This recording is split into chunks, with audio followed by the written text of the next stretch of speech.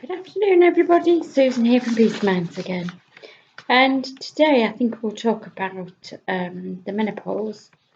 And as most women know, some people have it quite badly and some people just skate through it with just one or two symptoms. Now, there are a lot of different symptoms that women seem to suffer when they're in the menopause, but some of the common ones tend to be anxiety, sleep problems, vaginal dryness, fatigue, and the dreaded hot flushes. Now, the hot flushes some people describe as, coming from your toes and going right up your body. Some just say they just feel hot, and if they remove a piece of clothing, they cool down very quickly. So it's severe in some women and not quite so much in others. Okay? Now, generally, the menopause starts around about 45 and finishes maybe about 55, 56 or something like that. But these cases seem to be getting earlier and earlier. And, there's some that are maybe in the 30s that are beginning the menopause. And yet there's some cases in the 60s where they're just coming to the end of it. It isn't very pleasant for some of the symptoms, as you well know. But there are lots of things that you can do. And I've listed here a few of the things that some people take. So some supplements, okay? There's you can get boxes of menopause, which are menopause. Wilkinson's actually sell a box of menopause, which has got all the vitamins and minerals that you need for your body when you're going through the menopause, and that's only £2. Menopause, I think, is about £3.56 to about £4. All depends which box you want to buy. But if you eat a healthy diet, you maybe don't need the supplements. Lots of vitamin C, lots of vitamin E, lots of vitamin B, because vitamin B is for your nervous system. They do say even in primrose, with the GLA part of that needs to be quite a high percentage. Okay, so if you're gonna just take even in primrose, just check that it's not one of the cheaper versions. You're looking for the GLA part of it. All right. People have flaxseed. Some people will have black quash, dong quai. I'm not sure how you pronounce that. They have all sorts of different supplements. Some people just go, as they say, naked, and they don't have any. Okay, a good nutritious diet will help. Soy foods supposed to be really good for it. Drinking plenty of water to flush your system, and obviously if you're getting lots of hot flushes or flashes, in as it's known in other countries, you need to up your fluid intake, as we talked about yesterday. Okay, so some of the essential oils, and I did a little video last week on essential oils. The essential oils I would suggest could be citrus again, okay, basil, geranium, lavender, clary sage, and peppermint. These seem to be the oils that are promoted when women are going through the menopause. You can put a drop on a handkerchief, as I said last week, or you can put them in your little candle burners or atomizers or whatever. But if you're going to put it on your skin, remember to put it in a carrier oil. Okay, just remember to put it in a carrier oil. Now they say, especially if you're going for some nice massages and facials and things like that, people often say how much better that they do feel. Now, whether that's just the massage because they've got the lymphatic drainage working much better after a massage, or whether it's the oils, who's to know? Pick oils that you know that you feel good when you've used them. Okay. Crystals.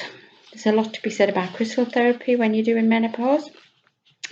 Lapis lazuli. I can't pronounce these very well. Citron. That's the yellowy stone. Rose quartz. That's the pinky stone. And one called lepidolite. Lepidolite. I don't know. Anyway, that is supposed to as well be very good for menopausal symptoms.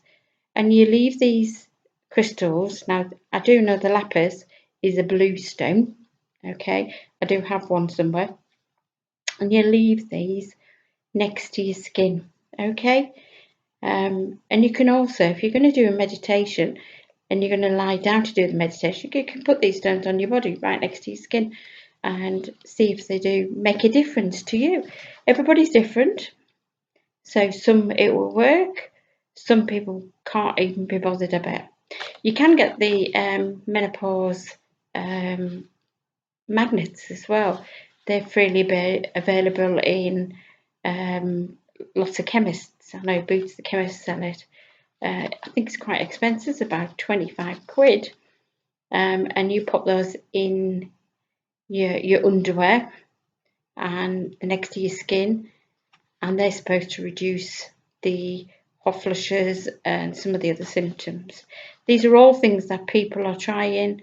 Some will say they work absolutely brilliantly. Some will say didn't work for me.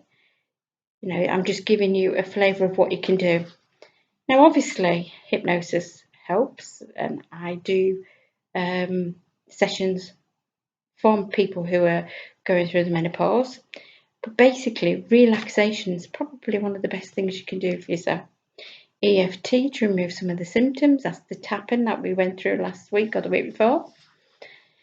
Acupuncture. That's very good for it to reduce, especially your hot flushes. And acupressure, which is what I use rather than acupuncture, even though I am trained in auricular acupuncture. Okay. Now, I've listed a few places, a few acupuncture sites, but I do acupressure, as I said before, rather than puncturing the skin. I just use my thumb, press down on the site, and I move it in a circular movement for around about a couple, 2 to 3 minutes. Okay, so the first one I've got, and I've done some nice little pretty pictures. I've downloaded a few nice little pictures for you. Is liver 3. Okay, so I'm just going to show you that there, and you can probably see where the spots are. And basically, if you look at the top of your foot, between the big toe and your second toe, where the bones meet, that's your liver 3 position. Okay, now it's great, absolutely great. This is for anxiety, which we've covered a lot over the last few weeks. But obviously, you do get anxious when you're in the menopause, and you become very irritable, having mood swings, as you know. It's great for insomnia, so your sleeping disturbances that you've got. If you've got headaches, this is a great spot as well.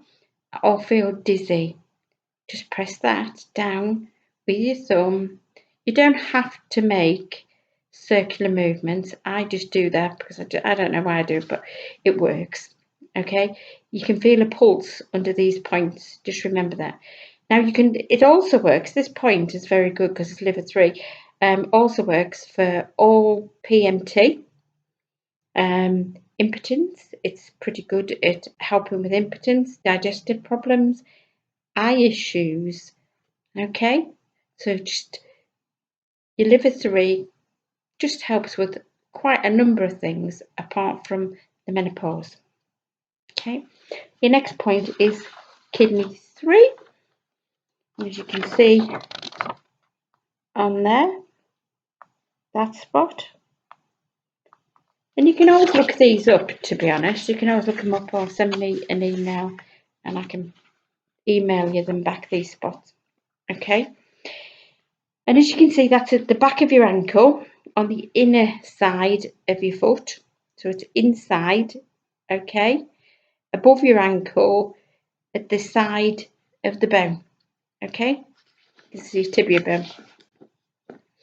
Now that's great again for mood swings and when you're feeling low. So the people who are on the depressive side, it's a really good pressure point for that. Okay, once again, it's great for hot flushes and those who sweat quite badly. It reduces them quite dramatically, and for those who have sleep problems.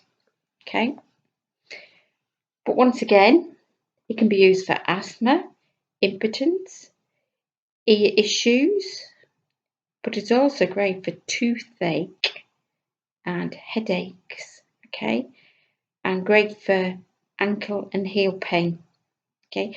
Those who have diabetes as well might find this helps them if they press your kidney 3, okay.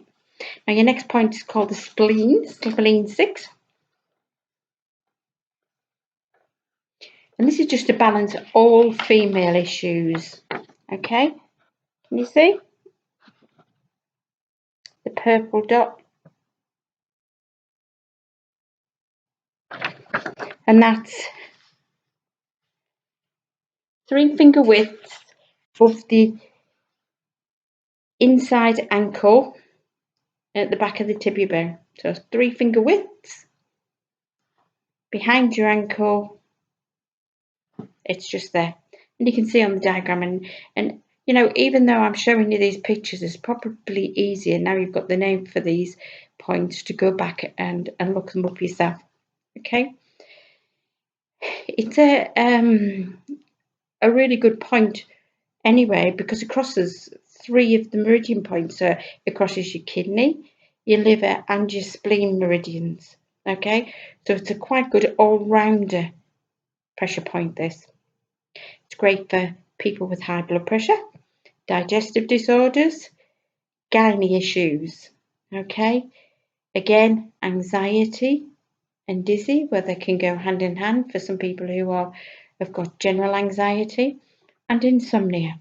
So once again, it's a really, really good point for your anxiety, okay, and sleep issues, because most people who've got the menopause find sleeping itty bitty, as I'd say. You sleep for a couple of hours, then you wake up, then you sleep again for a couple of hours, and you wake up. Oh, it can be quite unpleasant. Okay. Now the next one is the conception vessel 6. So basically, as you can see,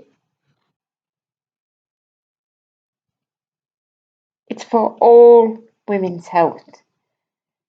And basically, it's just below your belly button. Okay.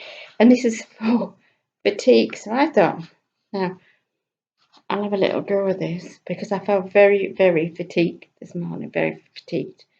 So I had a little go of it, and by golly, it didn't half work. Not only did I get some energy from somewhere, but it actually, and whether it was because I was doing point by point as I was writing them down, I was actually doing them on myself this morning. I had a tremendous release of fluids, and I wondered which one it was off, but I have an inclination it was when I'd done the belly button one. So it's just literally just below the belly button. Okay. Your next one is